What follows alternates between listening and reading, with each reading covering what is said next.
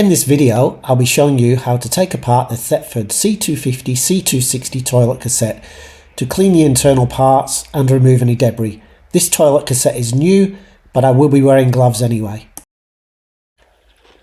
The first thing you're going to do is twist the spout all the way around to allow you to disengage it. Once done, it should lift off easily. That allows you to clean the inside of the spout and then also the inside of the cassette.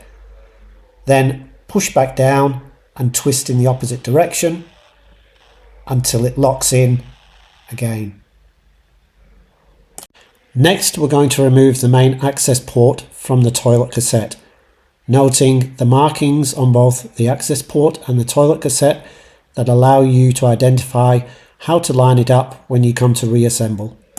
Next, remove the sliding gate that will give you access to the inside of the access port. Open the door a little bit. That allows you to grab the inside of the access port and twist open.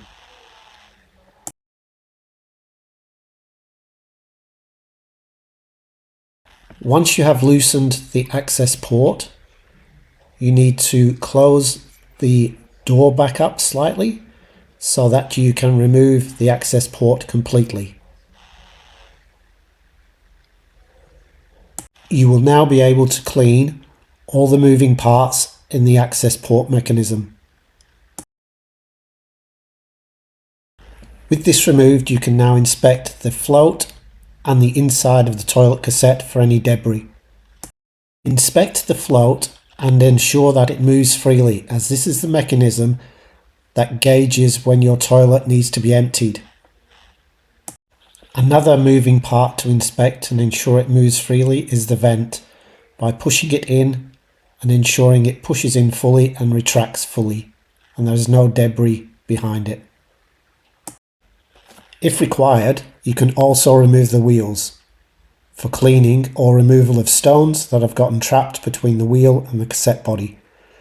They simply slide in and out of a channel on both sides.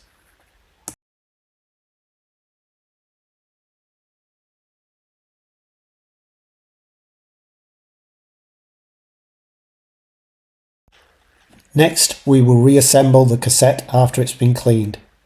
First, the access port gets put back, aligning the positions on the cassette and the access port to allow you to secure it properly.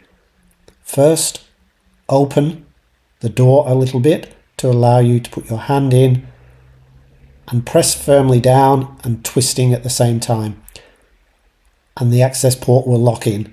Note the alignment of the markings. You can then close the door and check it moves freely by opening and closing several times.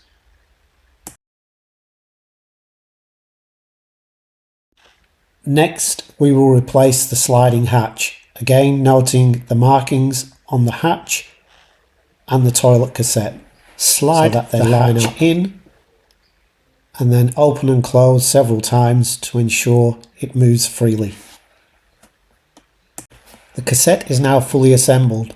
One last item of maintenance is the rubber seal, and spray this with some silicone spray or similar, or a small amount of vaseline to keep it lubricated.